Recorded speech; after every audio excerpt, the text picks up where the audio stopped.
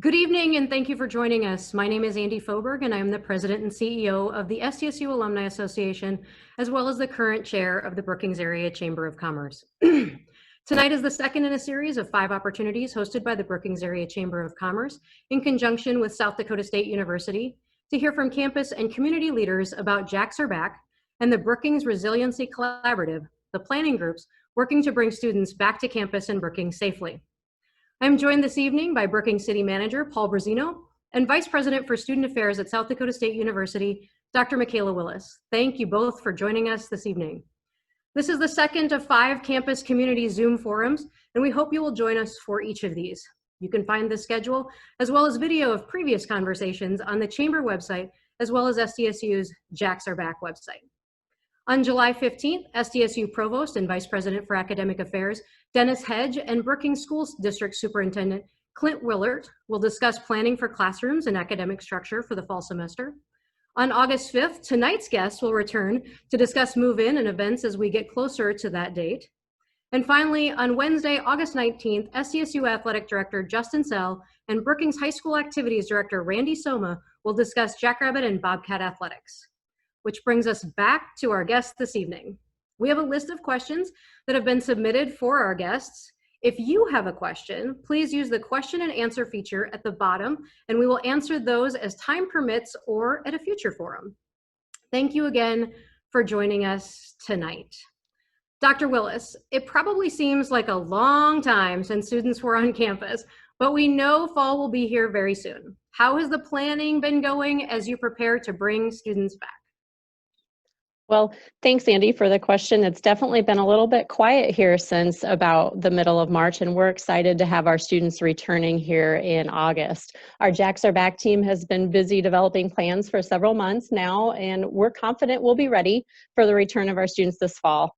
Our Division of Student Affairs has numerous groups working on various plans for on-campus living for the University Student Union, food service, wellness, and student activities. The Wellness Center also reopened on June 1st, and it's operating effectively with all of the new protocols in place. And we've been averaging about 125 to 150 people a day on that high end.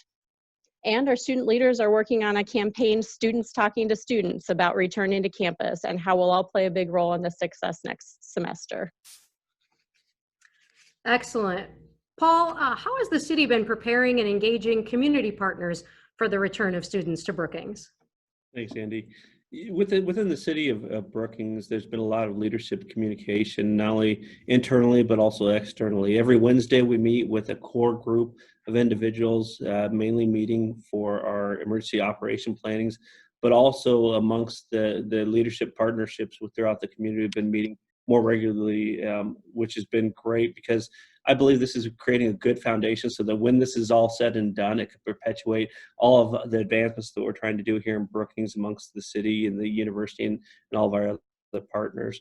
A lot of our leadership team and the department heads have really been participating in communication as well, engaging and ensuring that we're moving a plan forward from not only our community development when it comes to renters to the marketing department or division, working with partners such as economic development, the chambers, CVB, to really communicate not only to our citizens, but also the future residents that we're going to be seeing coming back to our community here in a few short months.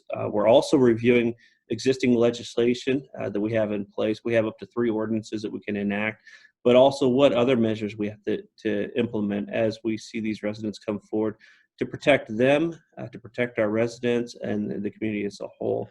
We've also engaged peer college towns from across the central United States as well as the Mountain Plains area. In fact, we reached out to, I believe, 13 responded immediately. We had our first meeting last week of city managers and some great ideas, great discussions. Everyone's in their planning phases, which is great to hear, but what's even more important is that there's a lot of ideas that we can steal and make our own here in Brookings. And so I'm excited to see all universities across the nation having similar discussions, but more importantly, that Brookings and SDSU is on the forefront of those discussions.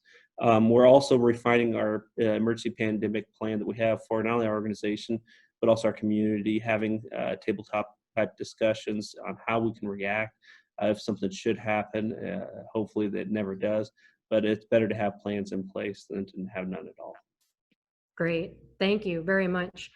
Michaela, it is a new student orientation season at SDSU. This time the virtual version has been happening now for about a couple of weeks. You're just a little past the halfway point in terms of number of sessions offered. How are those going? Has student reaction to the virtual setting been positive? Just talk a little bit about that.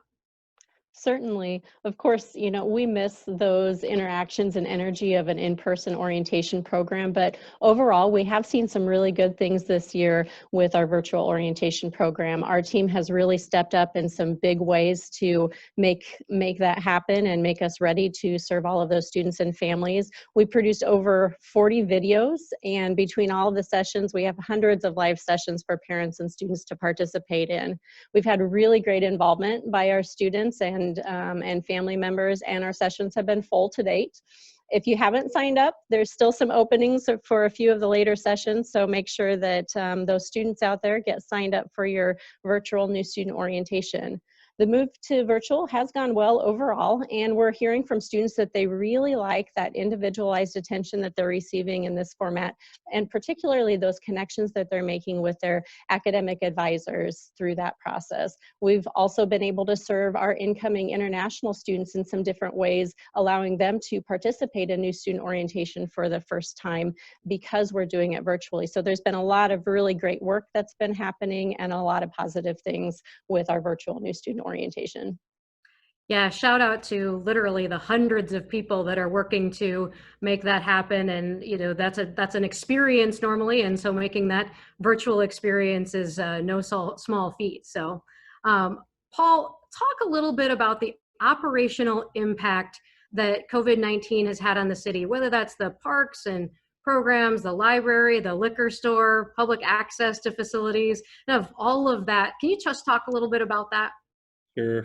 First and foremost, let's start with the Parks Department. We have had to change a lot of our operations. Usually about this time, we hire about 150 seasonal folks.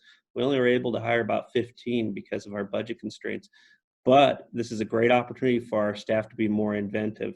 And so the pool is not open this season, which is very unfortunate. And I can only expect we're going to have a hot summer because of that move. But that does help us out with our budget, but also there's a lot of health perspectives that we had to take into consideration when making that decision. Our staff collaborates and communicates hand in hand with parks departments across the state and nation.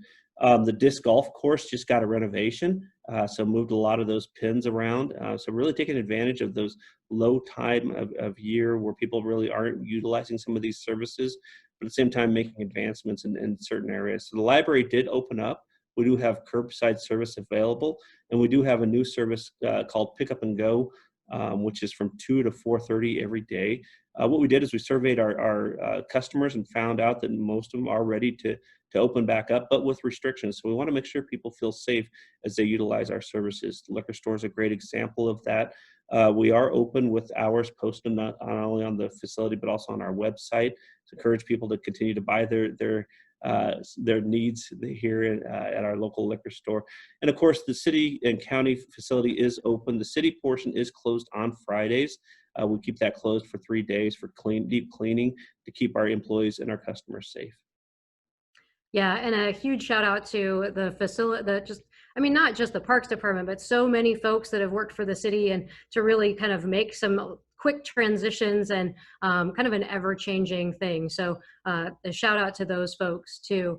Michaela, we're going to go back to you and we're going to talk. You mentioned the Wellness Center. It has been open. I know it was a very robust reopening plan that had to be implemented. But how have things been going since the Wellness Center reopened?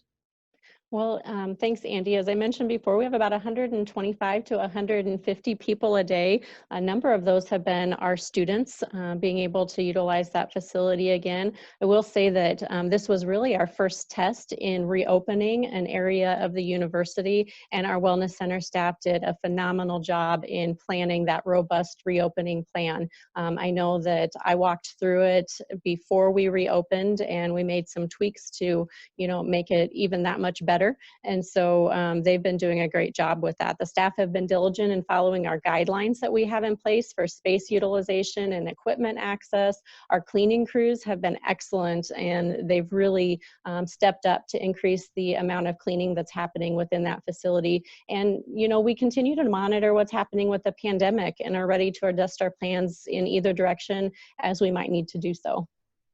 Well, and I think it was really wise to open the wellness center before you reopened the dairy bar. So on behalf of Brookings, and there just seemed like a good decision. Paul, we're going to go back to you. Can you talk a little bit about the current status of city regulations? What is the specific impact that they will have on the campus community? Sure. Right now, we do have an ordinance in place that regulates mainly your social gathering businesses. So your bars, your restaurants, salons, some retailers as well. And the main premise behind it is requiring masks for a lot of those employees, especially in the food services, salons, but also requiring only 50% capacity to allow for that good social distancing.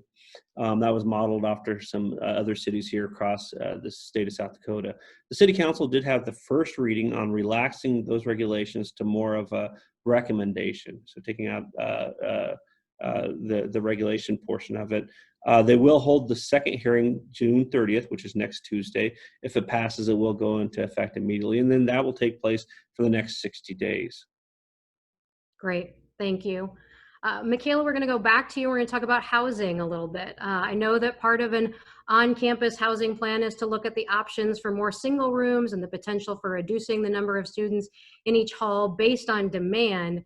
Where does the demand for on-campus housing stand today, and what is available as you look at the number of students living on campus?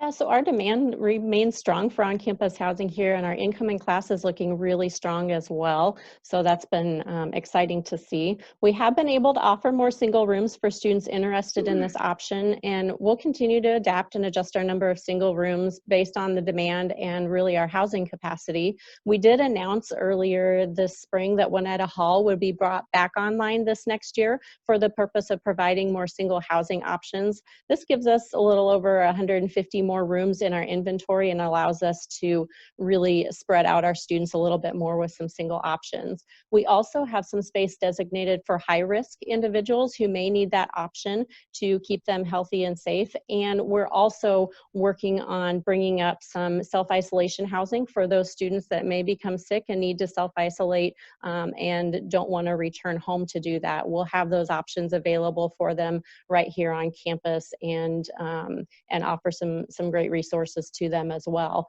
Based on these decisions, we feel really confident that we have sufficient availability for our students to live on campus under our normal policies, and we really don't anticipate the need to move more students to off-campus housing this year. Great, thank you. To follow up on that a little bit, we discussed just briefly last time the drop and go option. So since then, more information was sent to students last week, including sign-up options. Any initial numbers in terms of sign-up by students wanting to use that option? How's that going? Yeah, well, great ideas often produce a great response, and this is no exception to that rule. In the first 24 hours, we had about 150 students signed up, and as of today, we had just under 400 students signed up. That's about 10% of our housing population have already opted into our drop and go. Drop and go begins on July 24th, just one short month away from today, and concludes around August 7th. The process allows for about 200 individuals to move in their belongings each day, which includes a student and 2 helpers that are over the age of 18. It's pretty simple. They bring their belongings to campus, they place them in their room, we lock up their room, and then they return home until that official move-in date later in fall. Yeah, that's great. Great response too. Paul, what are some of the city's most pertinent housing regulations for students, and will there be any change in enforcement related to COVID-19? Sure. So right now, the city of Brookings is one of just a handful. Sorry, getting some feedback.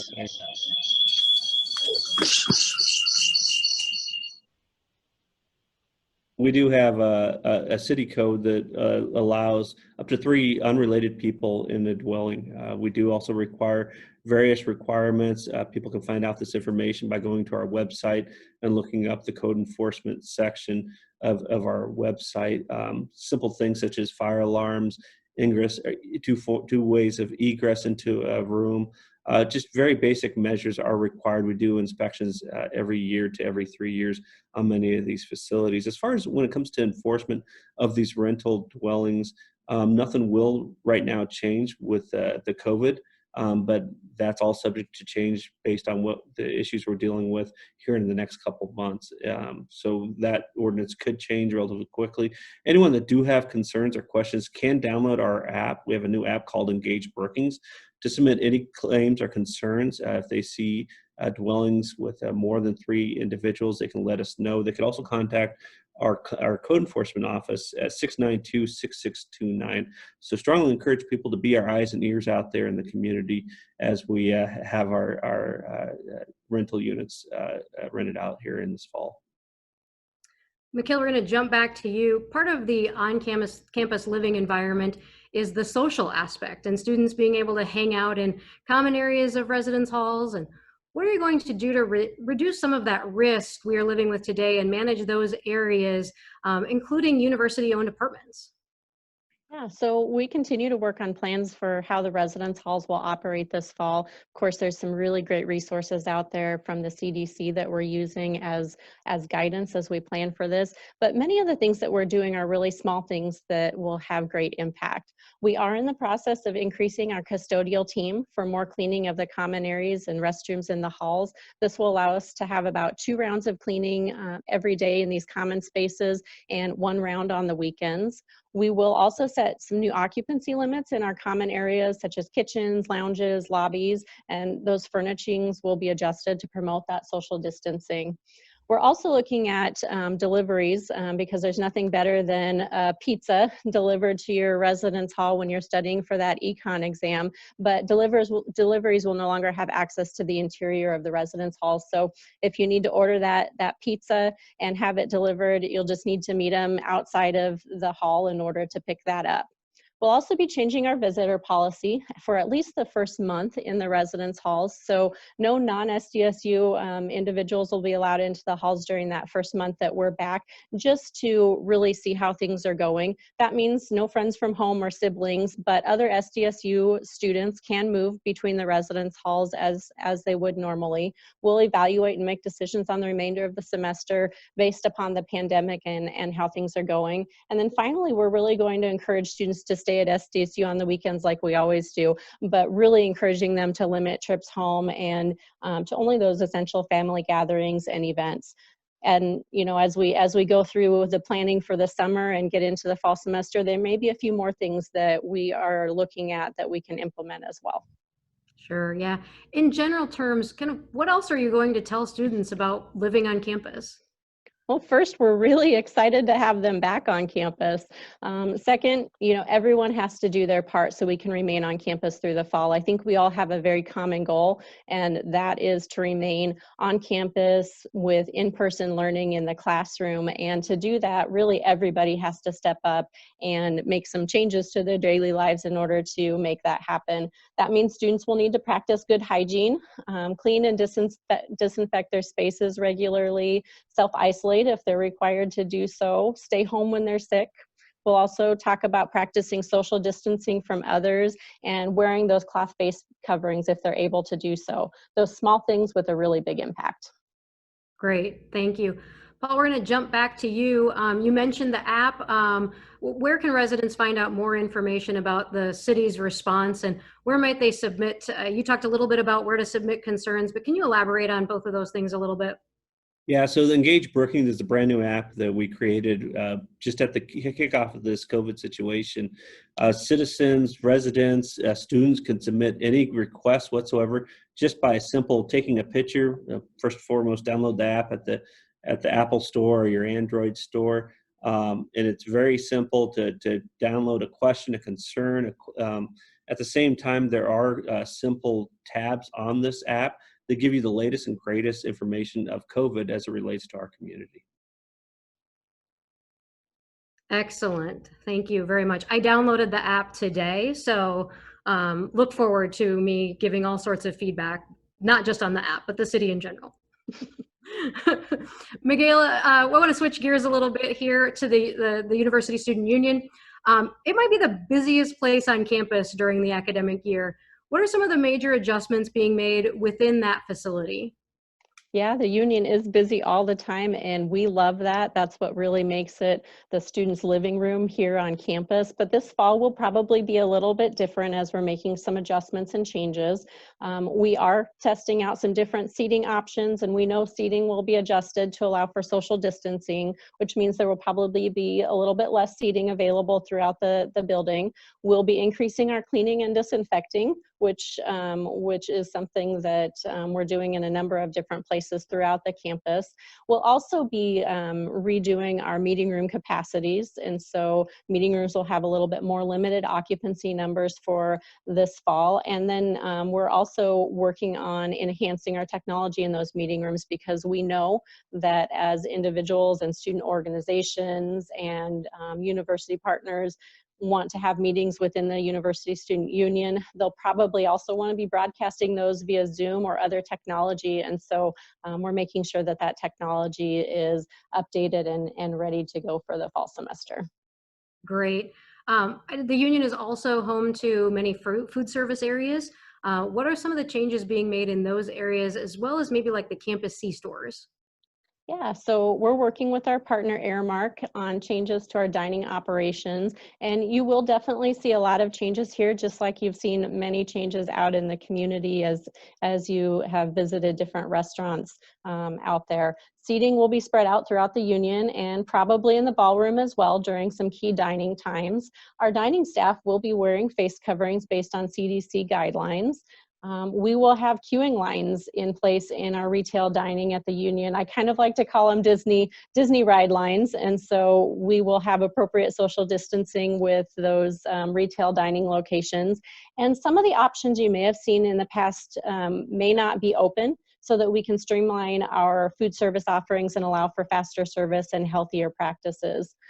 I would anticipate we will see a lot more use of Grubhub, and so if you're coming to campus and don't have that Grubhub app, I would make sure that you download that, because that will allow for ease of ordering and also picking up your food with your own queuing lines for those different areas.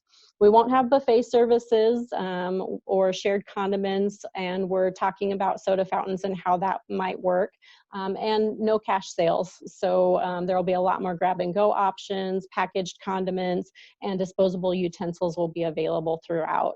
When we look at Larson Commons, we will have some new occupancy limits, and our staff will be doing all of the serving in all of those areas that were self-served in the past. And you may also see a few pop-up locations throughout campus for grab-and-go items and coffee, just to help us spread people out. Yeah, you mentioned earlier the very short month that we have until move-in, right? Like that's just that drop and go starts, right? Like that month is going to feel real short, probably particularly with the holiday in there, but also like it just what you just went through, right? Just talks about the scope of things that need to be kind of considered. So I want to encourage people again, if you've got questions, to submit those in the question and answer. We've gotten a few. Some of those we'll get to tonight. Some of those we will add to a future forum. So don't hesitate to put those questions in there. Paul, we're going to switch back to you. We discussed all the planning that is taking place on campus and in the community. What is the city's plan if there is a significant increase in COVID-19 cases? Sure. What the community should know first and foremost, that it's imperative that we continue, and we have a great working relationship with the university as well as our medical community, constantly communicating. If we see anything happen, we can act in a moment's notice with up to 3 different ordinances we've crafted over this past summer. The first one that we have is currently in place, and that regulates those social gathering places, bars, restaurants, salons, movie theaters, to 50% occupancy and requiring masks. The next level, I would say a phase 2, if you will, requires the closure of those businesses, still allowing pick up and go type services with a lot of those facilities. And then the final phase that we have is a stay-at-home ordinance, which only allows those essential businesses to stay open. Once again, all those we can move throughout based on the reaction of the community. And that's why it's so important that our existing in our community that's going to be coming here in the next month all do our part to keep everyone healthy. Yeah, wear those masks, hygiene, as Michaela mentioned earlier, so important for all of us. Paul, you touched on it a little bit earlier, but talk about the financial impact that COVID-19 has had on the city. Sure. The city of Brookings relies about 45% of our total revenue on sales tax. So as people are staying home, businesses are limiting their hours, it greatly impacts our bottom line. And, you know, we want to make sure that businesses are successful out there in our community and our local economy, because as businesses are successful, so too is the city, because we derive our sales tax, which is our bread and butter here from those local businesses. We have seen a decline of local sales tax at about a -3% total, which isn't bad. We're projecting closer to a -8 to 10% in this overall sales tax for the general fund, which funds things like your police, your fire, your parks, those things we love about Brookings. But the overall pillow tax in 3B, which funds your CVB, your economic development, your chamber, that's down about 30 to 40%. So that's taken the largest hit here in Brookings. Now, what we have seen is the state has opened up some funding through that $1.2 billion that they did receive from the federal government. Altogether, just for the city, the county receives a separate pot of money. They've identified about $5.5 million for our city services.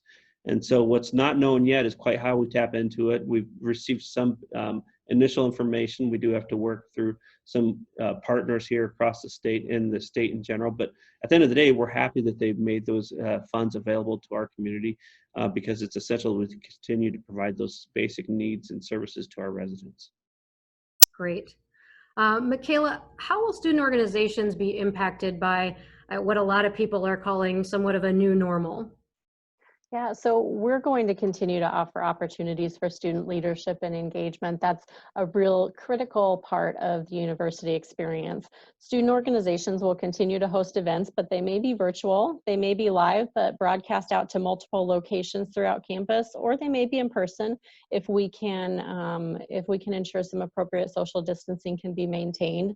Meetings may take on new forms with in-person, hybrid, and virtual opportunities, and we may see our residence halls even more active, taking programs to where the students are living and interact with one another already. So definitely some changes, and we're still working through all of the pieces, but we look forward to some of the same opportunities that we've had for students that they've really enjoyed at SDSU. Paul, we talked a little bit about just kind of the yeoman's work, if you will, that has gone into, you know, kind of some of the things that have had to happen. But what are some successes and things that have gone well in your COVID-19 response? I would say the communication. We started off with the Engage Brookings, was going to encourage everyone to download that app. We're able to be more progressive and proactive based on the information that we gather from that app. So once again, strongly encourage people to utilize that service. As we were closed, people were able to submit requests, and we're open pretty much to people 24/7 now through that app. So once again, encourage people to download that app. Some of the other successes that we've seen is that engagement with other community leaders, creating those core groups for communication, not only understanding how ordinances might impact businesses, university, medical community, but really creating a stronger relationship with those core group of people in this community that I think is going to be beneficial for many years to come. Also, reaching out to the university communities, building that relationship. A lot of times when we see new things coming to our community, it's happened to some of these other communities. And so not only having that core group for this COVID situation, but as we move forward with development, code changes, this is going to be a great opportunity to bounce ideas off for the city for many years to come. So a lot of success stories, but more importantly, I would like to shout out to our employees and the resiliency that they've showed throughout this time. They've done a lot with little resources. Yeah, no doubt. There's no such thing as over communication, or at least I haven't been a part of something where there's been too much communication.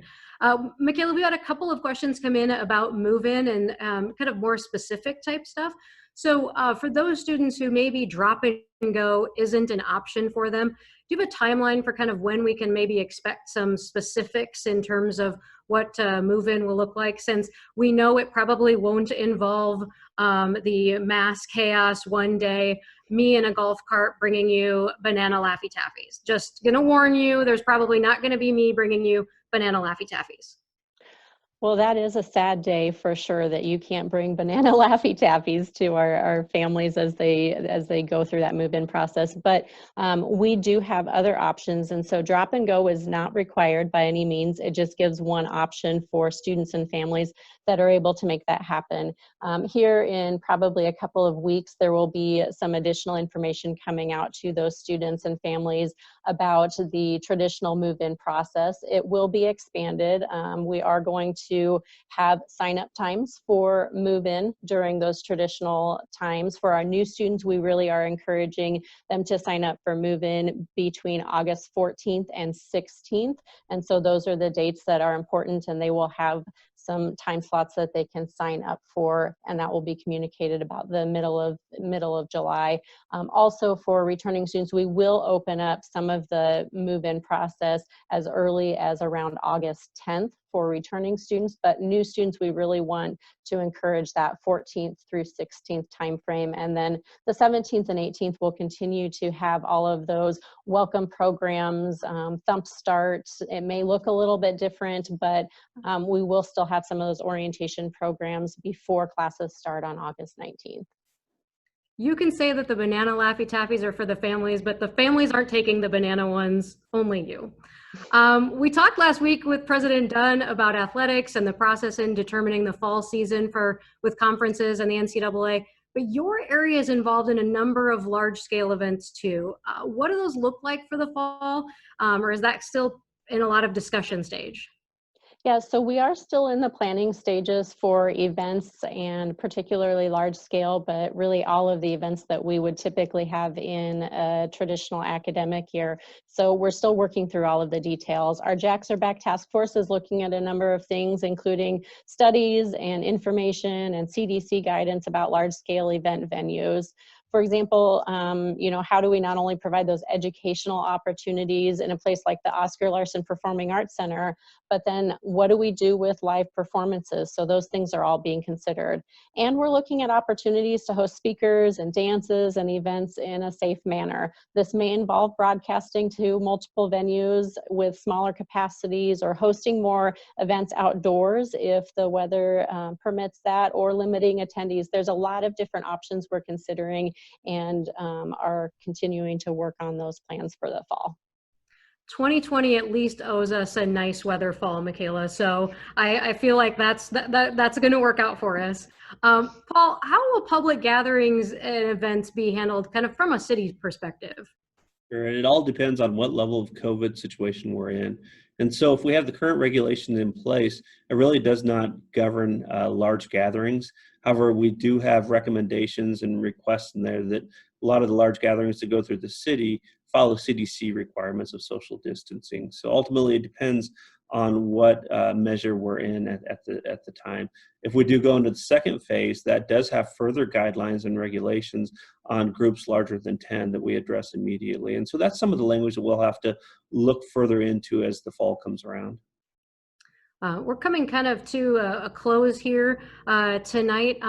Michaela, we'll end with a question that we received as we were closing out last week. So we didn't get to it last week, but what can community members do to help and support some of these efforts? Yeah, so one thing being developed is kind of an awareness and educational campaign, not only for our students, but also for our employees. And that campaign focus is going to be on our need to take care of not only ourselves, but each other and Jackrabbit Nation. And when we talk about Jackrabbit Nation, that of course includes the community of Brookings. It's clear that until science can help prevent infection from the virus, we're going to have to live within this pandemic environment and have to manage with diligence, education, and awareness. Certainly, the community will be an important part of helping by setting an example for our students of the guidelines we're encouraging, such as wearing cloth face coverings when you're around others and practicing social distancing and promoting good hygiene practices. It really is going to take everyone, and would love to see the community set that example for what we'd like to see from our students as well.